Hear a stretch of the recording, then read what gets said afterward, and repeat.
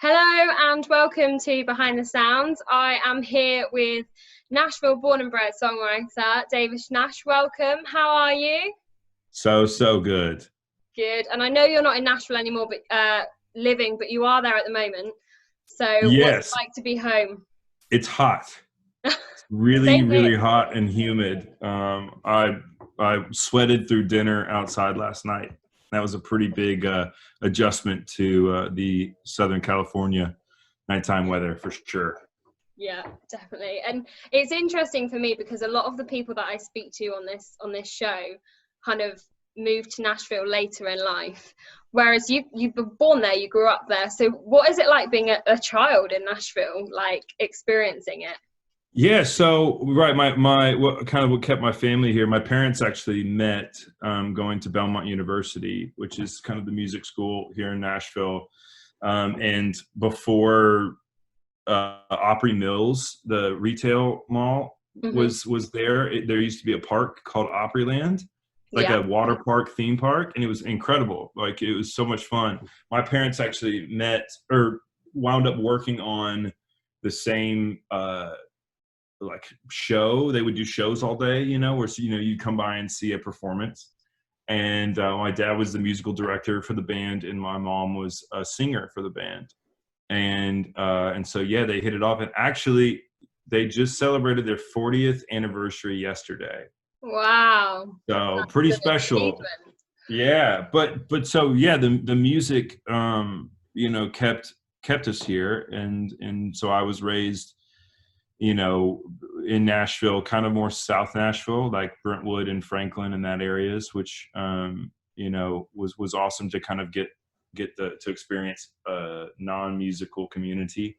But always surrounded by going to studios in Nashville and studios in Cool Springs, and everything around the area was kind of my childhood. My dad had a studio probably 10-15 minutes away from where they live now, Hmm. which is like a small little suburb. So there was no reason to ever leave. I mean, my dad's from Miami, but as soon as he met my mom, and my mom was from Nashville, and so they just kind of made home base here. And I loved it. I loved it for a really long time. Definitely started to, when I got to my 20s, I started to have the itch to move out to LA. Mainly because of what kind of music and entertainment was coming out of there. Um, my dad really raised us on a lot of pop and a lot of stuff that came from LA, New York, and London, and so Nashville felt a little left-footed for me until I did it a little bit more, until I experienced like what writing songs was, or what being a songwriter in Nashville was. And yeah, I hit 30 a year and a half ago, and was like, I think that I need to either do this or settle into Nashville. Hmm. So I'm very much a go with the flow kind of person. So pack my bags and move to Los Angeles. Amazing. And do you regret it, or are you happy you did it? I'm so happy I did it. Funny enough, when I put my bag upstairs here at my parents' place when I got back, was the first time in my entire life that coming back to my parents' house didn't feel like home. And Wow. it was kind of weird. It was like, oh wow, like this is, I am making a different life for myself in LA. And I think when I was moving, I told everybody that moving to LA was like 60% personal and 40% business. Hmm. It really was about like leaving Nashville was more important than moving to LA. Right. Just for me as a person to grow and to expand and to experience different people in different situations, and not be able to have so much family to fall back on. And which then moving to LA, it builds a better bond between me and my family, and more of a need to talk on the phone and to catch up, instead of, I probably just took it for granted for so long, because I just didn't know anything different than Hmm. them always being here. So I think way more important for me is like the growth of myself, to experience something different and make a life for myself that was a little bit my own. rather than just kind of stemming from the family dynamic. Yeah, for sure. And I found it interesting there. You said kind of what music you were raised on. So for anyone that doesn't know, your dad is a Grammy-winning songwriter, wrote a lot of country music and contemporary Christian music. So what were you literally listen to everything when you were a child? Like, was it just like pop, country, rock? What kind of things influenced you? Honestly, what the so funny is that it really was everything but country. Wow. I mean, for my dad, my dad played on a bunch of country stuff, and mainly his main thing was production in contemporary Christian music. Mm-hmm. And he kind of like, him and another producer named Brown Bannister kind of forged what like the 90s Christian music became, which was pretty cool. But a lot of the guys that he wound up hiring to play on those records were from LA, and they would go out to LA and cut the records. Yeah. And so everything always was kind of, you know, like I said, kind of filtered in from these different places, just because I think my dad always listened to music outside of Nashville. But I mean, we could start here. Yeah. I mean, that's the kind of just the foundation of everything, really. And then I mean, my kind of key points in music were like, I used to raid my dad's CD collection. He had this one, like back when there was like jewel cases, and you would have like a big tub of them, and like an organizer. I used to just pick out records, and most of it was like, you know, kind of 70s, 80s cool music that was like imports from Japan or whatever, and all these like, oh, I'm kind of, you know, in a place where I can hear these songs that maybe not everybody can pre-internet. And then one day I pulled out a record. I was like, I looked at it. I was like, I don't understand why my dad has a record by the band Cold. That was like kind of like hard rock. That's not typically what my dad would do. But I used to go up and put CDs in my CD player and put on like video games and put the TV on mute and then play CDs.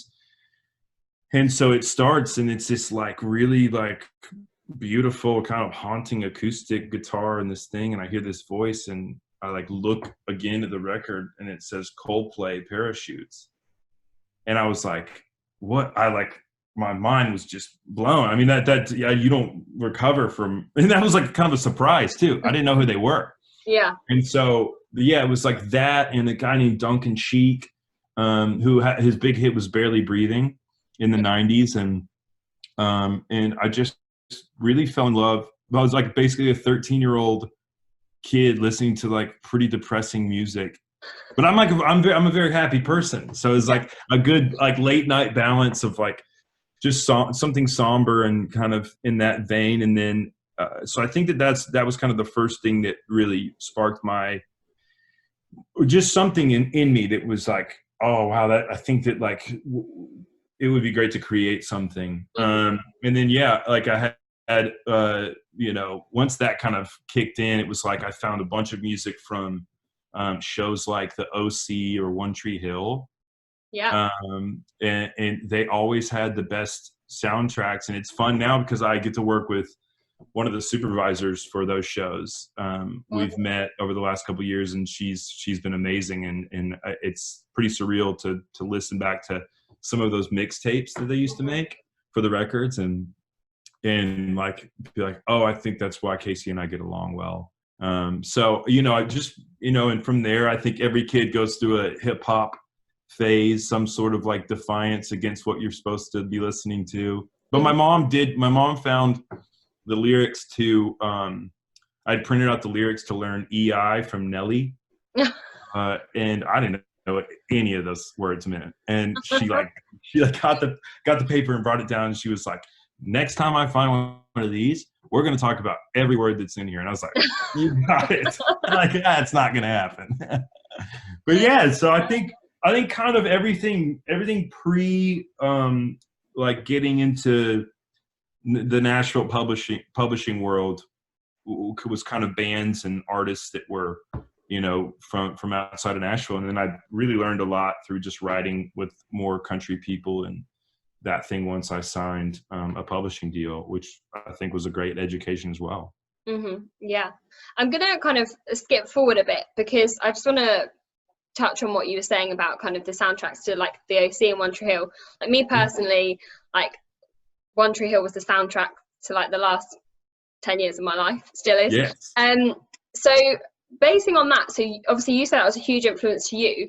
In the past few years, you've had cuts and songs on TV shows and movies, so like To All the Boys I've Loved Before, Lucifer, Longmire. What's that like to then be on the flip side of it and potentially have people listening and think, oh, this is like the soundtrack to my life now? Is that really cool?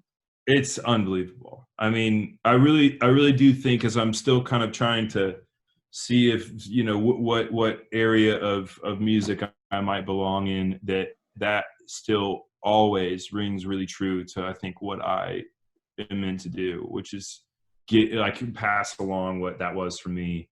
And yeah, I mean, To All the Boys, that song that's in that movie, is one of my favorites that I've been a part of. And Chaz, the artist, Chaz Cardigan, is a good friend of mine as well. So all those things being wins, and then you get to put the movie on, and like, it's kind of fun to not know when it's going to happen. And then all of a sudden, you know, after listening to a bunch of songs that maybe you haven't heard before, you hear the first note and you're like, oh, this is it. And I still love, I still love just really freaking out about those things. And it's still a real pleasure. And I think it's good to tell your brain to be excited about those things, because it's, you know, it's an accomplishment that we really work hard for. And so yeah, for somebody to be able to hear that and be able to, well, I guess what the cool thing is about TV and film is that you get to match like, you know, the visual of the characters that you've fallen in love with this song, that kind of brings out that different side of the emotion for you. And so it's almost like it imprints it in your brain. I mean, the first thing I think about from my childhood was the first time that I heard Fix You by Coldplay was Marissa Cooper, like in the OCs, like just flip the car and they're walking back and it's so dramatic, and then it's like, oh no, it's the season finale and it's this massive Coldplay song, and it's like, what a great placement. Like I still feel that song with probably deeper emotion because of what you know, the essence that I saw it in. But yeah, it's a treat. I love that so much. Yeah. And how did that work? Like, obviously you've had quite a few. So what's the process of, normally obviously you write a song, it goes to a recording artist, it gets recorded on the radio. What's the process of getting it on a film or a TV show? Were you asked to write songs for that, or did it kind of come about in a different way? They all kind of have come about in different ways. So the one in Lucifer, that's a song called Hallelujah. And I was just on the phone with Young Summer, the artist, and we're working on some new stuff right now. But the supervisor that I talked about earlier, that's her publisher. And so we kind of got a tip that Lucifer was looking for, you know, a song, you know, that had the word hallelujah in it. And so we were like, okay, I think this is cool. I think we can do this. And once that kind of is agreed upon, you don't really think about it too much. And then you just kind of write the song, and then you're like, all right, I think we got the thing that you're looking for. And hopefully the song is good enough and has the dynamics to really work. And so luckily they loved that one, and that one got into Lucifer. And then Young Summer and I also did a cover of Franz Ferdinand's Take Me Out, which was in Looking for Alaska. Yeah. So that one, I think I remember Casey, the supervisor, was like, they're looking for like 90s covers, or 2000s covers, that would have been. And so we just picked it and we cut it, and it's kind of like, just see what happens. And then the weirdest one was To All the Boys with that cut, because we had written that song in maybe 2017, maybe 2018. And yeah, Chaz called me last Christmas and was like, hey man, it's crazy, but my A&R at Capitol was listening to this song in her office just because she loved it. And the supervisor for the movie was walking past the office, like her office, and heard it and was like, wait, what's that? And kind of stepped in and was like, oh, wait, that could kind of be perfect for this scene we're looking for. Mm-hmm. And that's how that happened. Like, what? That's crazy to me. I mean, Yeah. I do feel like that's kind of how the music industry does work in a lot of ways. It's like this random occurrence of people meeting or things happening. And, you know, so all those things have really been a lot different. But I guess the true path of it is always knowing the supervisor who's actually placing the music into the show. Mm-hmm. And then trying to figure out what they're looking for, get close, and if it works, it works. If it doesn't, you know, you keep trying. Yeah. And is it something you'd like to do a lot more of? Obviously, you were saying like the visual really helps and sticks in your mind. Is it something that you'd like to kind of try and do as much of as possible? Yeah. So as far as like moving to LA, you know, the pop side of what I do and the TV and film side of what I do, I mean, that's the best place to be in the world for that stuff. So just trying to kind of get around more where, you know, you're a phone call away from a writing session that maybe someone canceled on, or you're just in the thoughts of people more than you are, you know, here in Nashville sometimes. But yeah, I'd love to do as much of that as I possibly could. Yeah, it's such a cool thing to be a part of. And so back to kind of like the origins of the songs, where do you kind of get your influences from? Does it literally vary on a daily basis? I know we'll kind of dive into a couple of songs a bit later, but when did you realize first of all that you could write a song? The first song, well, I did write a song when I was 13 called Ice Cream Man. But the first like legitimate song I wrote, I was sitting in study hall one day, like I think I was my sophomore year, like 15, and I was listening to like classical music, and I just had a melody and like started writing down words. It was probably more involved than that, but it really did kind of just start coming out. And then I wrote a bunch of like probably 250 really bad songs, and like never understanding why they didn't work the way they needed to work or whatever.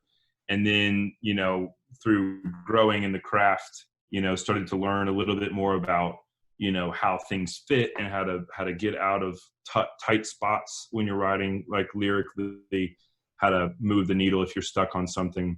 And I guess influences, you know, I think that at this point, a lot of the influences are already like instilled in me, where I don't necessarily think about them, but where I naturally go for different things, you could point exactly to where that came from. So I don't necessarily, you know, pull on inspiration like I used to, but maybe that's helping confuse like what the inspirations were, where it's a little bit more of a melting pot of things, which in turn, you know, hopefully gives me, you know, a voice that maybe isn't exactly Chris Martin's or Paul McCartney's or Bono. But I'm in a modern age, I really am so unbelievably inspired by Ed Sheeran. I can't get enough of like his style of writing or how loose he holds stuff. Yeah. It's brilliant. He's so confident in just emotion and what that connects to people. And so I'm really inspired by that stuff. And, you know, anything that's on pop radio, I really do draw a lot of inspiration from, in just a way of like, just hearing somebody do a really cool thing makes me want to try to do a really cool thing. Yeah. So I really love Lynn and Stella. Her records are really fantastic. There's a band called Now Now it's making really good music. Yeah, just I think that it's mainly about. Oh, I really like the new Taylor record. Yeah. That's a really, really strong record. And so when I listen to that, it makes me want to go do something. So I guess that's inspiration. Yeah. So from other people, do you have, obviously you're just saying like the new Taylor record, do you have a song of maybe, I don't know, the last 2 years that like really sticks out for you? So you were just saying like Lennon, Stella, Ed Sheeran. Is there any like one song that you're just like, damn, that's a good song? Okay. Oh, this is a hard question. Why don't I choose one from the Taylor record? Mm-hmm. I think This Is Me, what I call This Is Me Crying. Her saying This Is Me Trying. That's or Exile with Bon Iver. Both of those songs really, really connect to me. But This Is Me Trying, I do feel like that song means something to me in a way of like when a relationship isn't right, it's really hard to make it work. Mm-hmm. But that completely eliminates like the thought of what love is, and love like keeps you in that thing.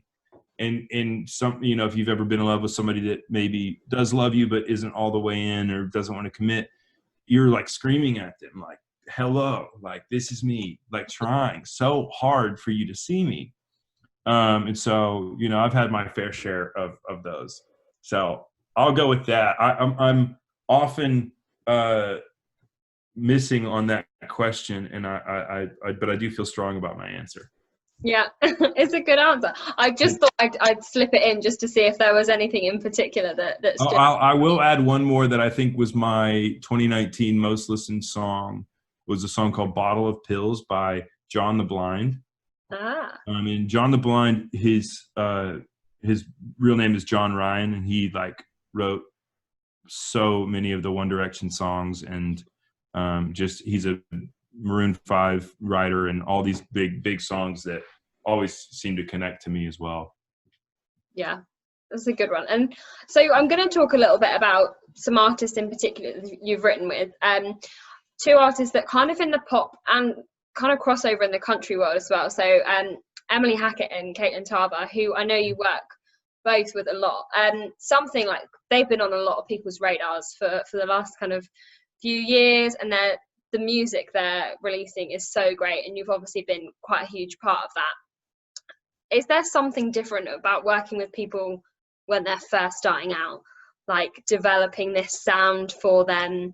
Like with either of them in particular, is there anything that stands out about the way they work that makes you want to kind of keep working with them?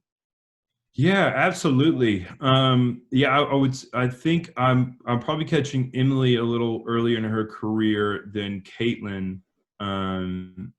So let's start with Emily. Yeah, I remember seeing Emily play the first time I ever met her. I went to a show of hers and was just floored with like her vocal and like how much it connected to me. And so we started working together when I was still in Nashville, probably 3 or 4 years ago. And kind of as we were both like finding our places, really. I mean, I was really, you know, kind of early into producing whole records and live on the floor kind of band records. Mm-hmm. And so we were both kind of taking a shot on each other with that first, you know, record that she put out. And now, you know, I'm writing, you know, more of the songs with her. And you know, which in turn I like, because it just, there's a bit of me being involved in that makes production for me easier. Yeah. I just kind of know where to go a little bit more than if I'm always doing, you know, other people's songs.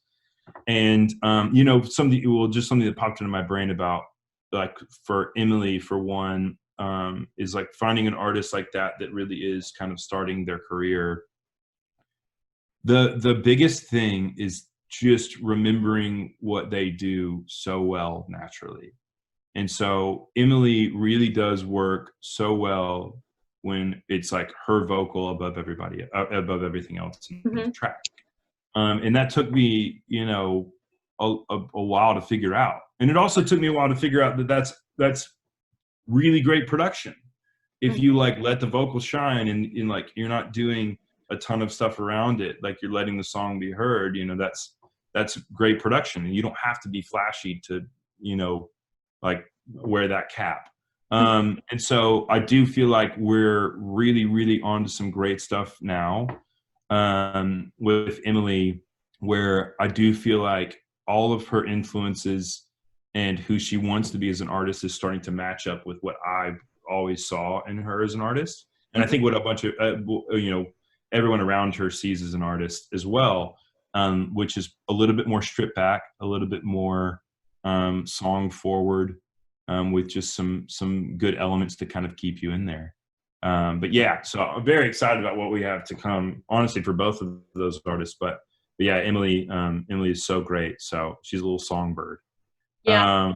But yeah, and Caitlin's had, really great success before we got connected. And obviously she, has an entire acting career that goes with it. And, and so kind of catching her where she was in a way kind of refinding herself. Yeah. She had done that Tired Eyes EP, which still does really, really well for her. And that's like pretty acoustic. I think it's almost all acoustic. And then she, went into some pop places and wound up just feeling like that wasn't really what she wanted to do. And she wanted to kind of get back to more song forward stuff. And so we met in Nashville and wrote a song called Cynical right before I moved. And so that's out there. And then we've just been working. She's a little bit more pop leaning than Emily is, just by nature, which is a fun change up for me. Yeah. To be able to go and be a little bit more risky with some sounds and some production styles and stuff like that. But same thing, goes for Caitlin as it does for Emily, in that, the more we try to push the production on it, I think the more her fan base wants something that is simpler. And that's awesome. And I love finding that stuff out too, because it really makes it challenging as a producer to know where to fit in. It's like, and I guess the songwriter in me gets excited just because it's really fun to write songs that people love. But yeah, the producer, that's a little bit more of a challenging seat to sit in with some of these that need to be a little bit more tamed. But yeah, I mean, we've got at least 2 more songs a piece that are all mastered and ready to go for both those artists. Nice. So there's a lot more ready to come, and hopefully pretty frequently, maybe once a month, which is exciting.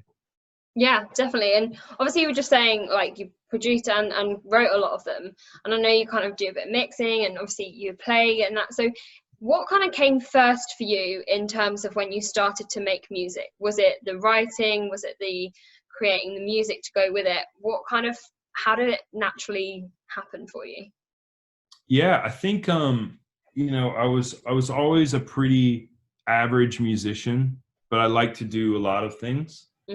So I just tried to figure out how to play as much of the things as possible. And my dad's like a really, really unbelievable piano player. And he always, would get on to me about practicing, like being too distracted in my elements. And so I think I'm getting the last laugh on that one for him. But anyway, yeah, so I just always was only able to really play it enough to write to. Yeah. So going to jam with your buddies, that like put so much fear in me because I don't know how to do that stuff. Right. That like I just naturally kind of went to songs, and songs meant the most to me. And I think that the therapy of it, the like being able to work out so many emotions inside of like writing a song, I think was really healthy for me growing up. And then, yeah, when I got to my first semester freshman year in college, I made really bad grades because I really only, my dad had given me an interface to record on, and got me like Pro Tools, my first version of recording software. And I just wrote songs and just tried to record them and didn't go to class. And I think we ended up okay. But yeah, so I think the songwriting just really, really sunk in pretty early on as a little bit of like, oh, I love music, but I can't really like play in a band that well. So I might as well like do this. And then I remember at one point in my kind of early 20s, before I really got into the industry, where I was like spending a bunch of time recording stuff, but I was like getting really geeky about sounds and like synth settings and all this stuff. And I remember I like played one of them for my dad, and he just was like, you need to just do writing. And I was like, all like, like frustrated with it. And I was like, oh, but I think about that a lot. Like, I think that he saw that that's probably what was going to stick for me, Mm-hmm. and was just like, don't, like try to stay focused on that. And so I really do love that. And now, especially, it's my favorite part of the whole thing. It really is. Yeah, The writing part. definitely. And obviously it's paid off for you. Yeah. So when it comes to genres, obviously we talked about like different genres you've worked with. Do you have a favorite, or do you like just discovering new people within new genres? Yeah, I would say that let's do it this way. I think that TV and film comes the easiest. So Mm-hmm. that's where I feel most confident and most at home. Yeah. And then pop is really fun, where it gives me a chance to feel cool, I think, and a little bit more hip than I actually am. And then country is like the challenging part. So I still really do miss the type of songs that I wrote in Nashville. Mm-hmm. Even though I don't, always write country music, there is an absolute satisfaction in writing some songs that really make people hear what you're talking about and tell a story. So I think, yeah, that's probably the most comfortable, the most fun, and then the most challenging out of those three. Yeah. And then talking of them songs that you write in Nashville, and people hear and know stories, Eric Church, a song you got to write for him, which I believe you wrote quite a few years ago, but only came out a few weeks ago. One of his most recent singles, "Stick That in Your Country Song." What was that? Can you tell me like the process of writing that and it making it to him? Yeah, that's another crazy story. So Jeff, who is my old publisher, my first publisher, and actually like lives 2 backyards away from my parents here. But he and I used to write a lot, and we would find each other kind of like mid-afternoon, kind of evening, sitting around talking about life and talking about different things. And he kind of comes alive more late at night, and I was just too afraid to ever leave. And so, yeah, one night he came in after maybe I had a session with somebody else that day, and we were talking, and it was 2015. So this is 5 years ago. And it was right around the time where, if you remember, like Baltimore was riding a lot like you saw in Minneapolis and in LA over the George Floyd and why am I'm blanking on this gentleman's name, but it was a lot the same, where it was like very police involved brutality that led to this man's death. And that's kind of what stemmed the whole thing, much like 5 years later it did, a couple of months ago.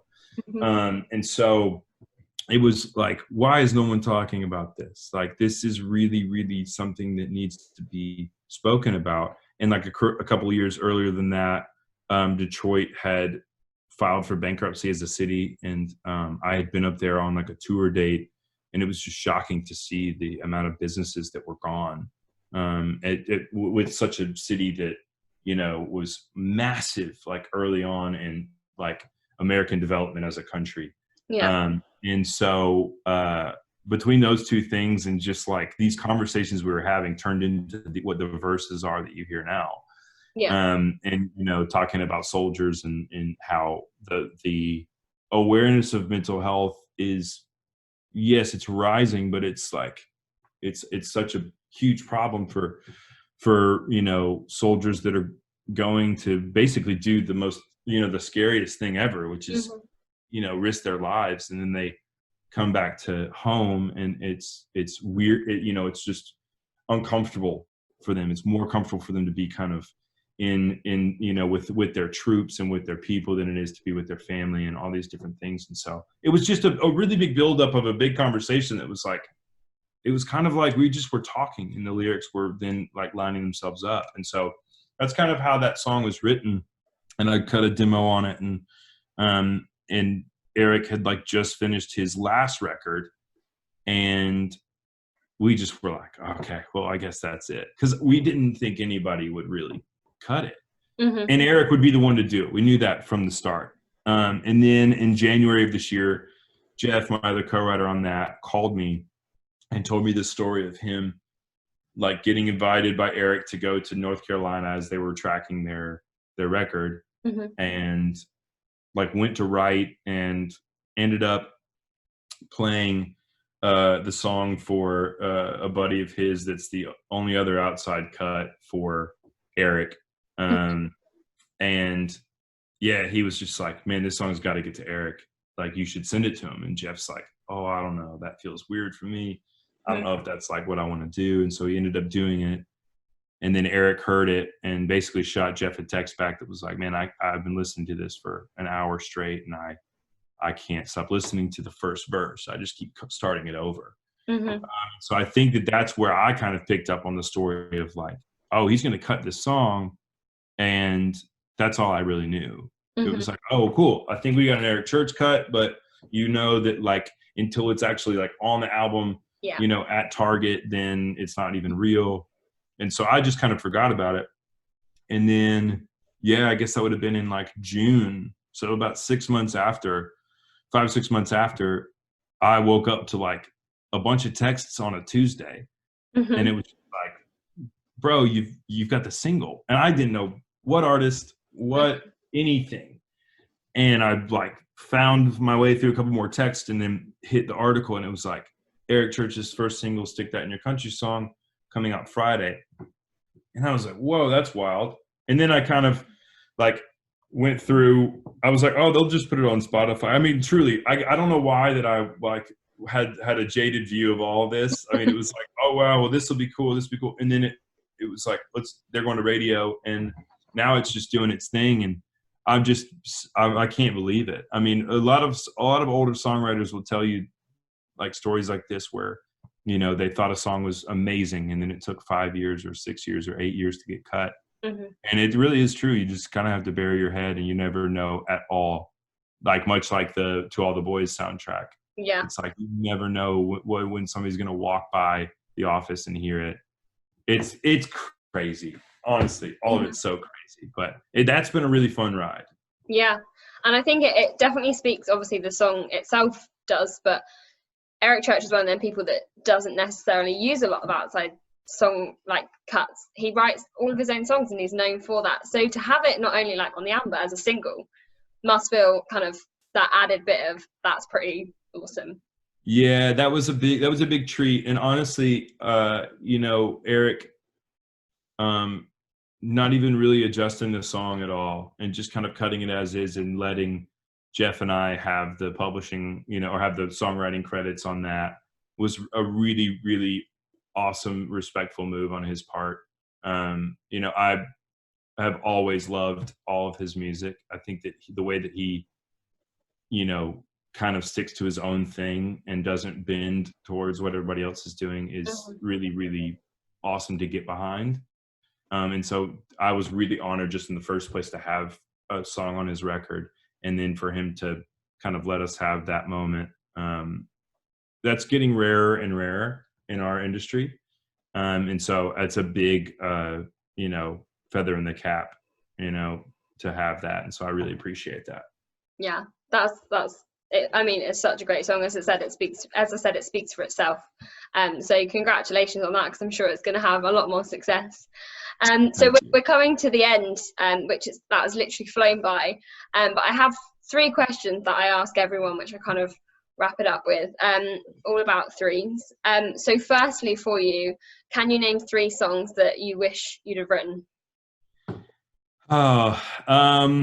Let's do The Long and Winding Road. Let's do Go Your Own Way by Fleetwood Mac. And my favorite Coldplay song.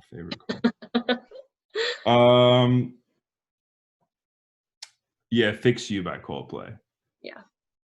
Like, that's a good range. Pretty great. Yeah. It's just trying to survive. I was like, look at my shirt. Let's go.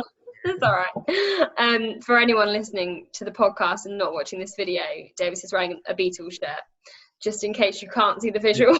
You're missing all the holes. It's definitely an old used shirt. Yeah. Okay, I'm going to add an extra question then. One Beatles song you wish you could have written. Okay, let's do. Well, since The Long Winding Road was the Beatles, let's do Paul McCartney, My Love. Yeah. I think that's probably one of the sweetest, most well-written songs of all time. Yeah, awesome. And then 3 albums that you couldn't live without. Viva La Vida, Abbey Road,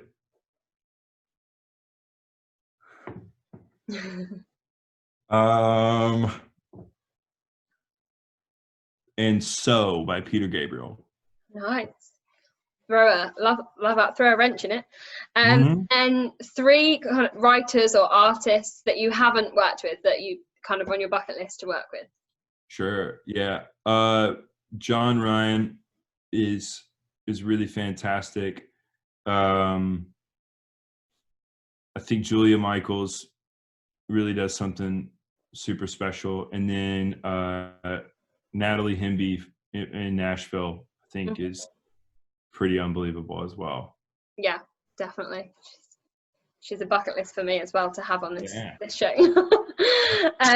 So obviously we've spoken about quite a few new artists and people that people listening might not have heard of. So is there anyone else you kind of want to mention? Artists up and coming, might not have that many kind of followers or listeners, but you think over the next few years are going to be ones to watch? Yeah, sure. Well, selfishly, I'll promote an artist I've been working with named Joel Kraus, who recently released a single that he wrote with Ed Sheeran that I produced, and that's doing well for him. And he just released his EP on Friday. And so that I would say that's a really good one to watch out for. Who else? Alexander 23 is somebody that I just thought about. He's got a really cool flair for lyrics. I mean, gosh, let's see. I'm just going through my friend list as well.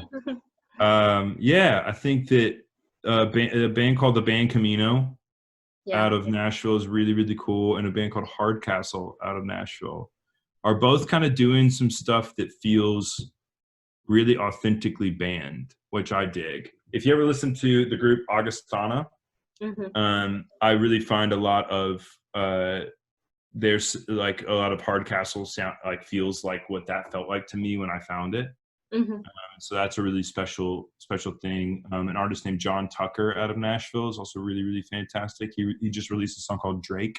But one of my really close friends, Mikey Reeves, works with Hardcastle and them as well. So it's a friend's hour for sure. Yeah, definitely.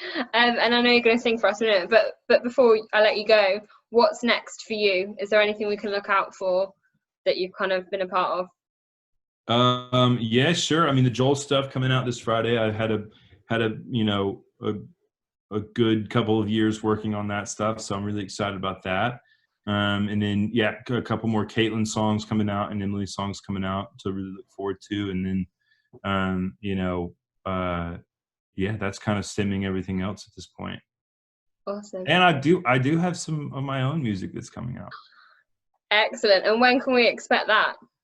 That's what everybody would like to know, even myself. But I did the last part of quarantine. I just started to write by myself again, which I hadn't done since I was probably in my young 20s. And so I've got a couple of songs that are ready to fly. Awesome.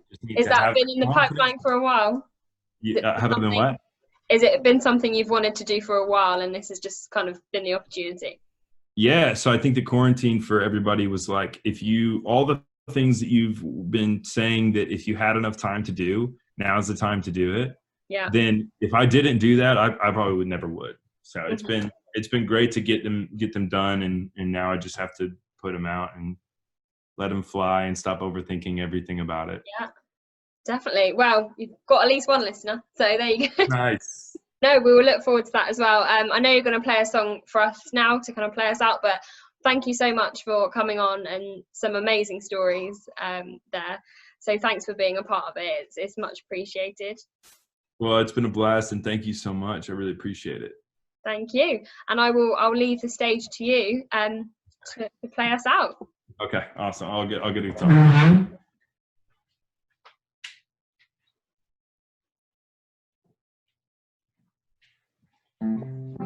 Okay. All right. Well, being that that I spend most of my time in the studio and not on the stage, my song list is pretty short in today. So, but I did run the Eric song, so I think we should probably do that. Let's do it. Okay. Cool.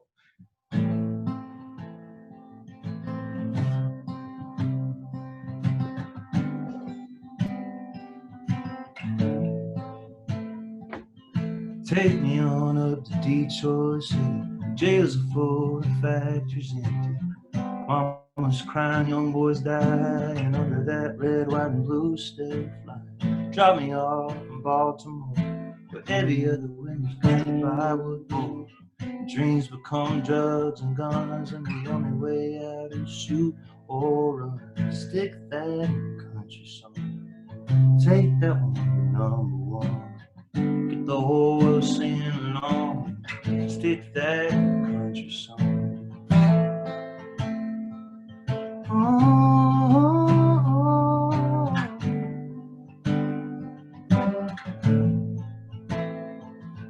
sing about the man coming back from war. 23 going on 54. He lost his friends, his side, his hands. Got a baby girl he'll never see again. Stick that in the country song. Take that one to number one. Get the whole world singing along. Stick that in the country song.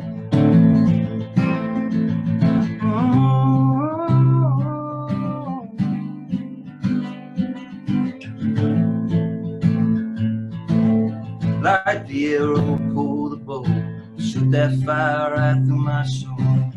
Hit my pride, fist up high. I wanna feel a rush, I wanna feel alive. Come on, I wanna pound the dash, stomp the gas and drive too fast. Stop my heart, rock me hard, blow the speakers right out of his car. Stick that in the country song.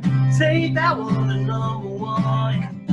Sing that all night long. Stick that in your country song. Come on, stick that in your country song. Take that one to number one. Keep the whole world singing along, man. Stick that in your country song. Come on. Oh, oh, oh, oh,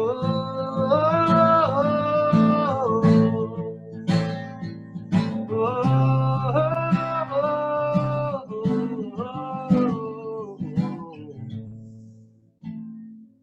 give me one about the teacher who's trying to change a life or two. She'll be rocking out all night with you. Tomorrow she'll be back in the red brick school where the kids are climbing off the walls. She's scary walking down the halls. She's underpaid, she's overworked. Come on, man, shout one out to her. Stick that in the country song. Take that one to number one. Get the whole world singing along, man. Stick that in the country song. Come on, stick that in the country song. Take that one to number one. I can sing that all night long, man. Stick that in the country song.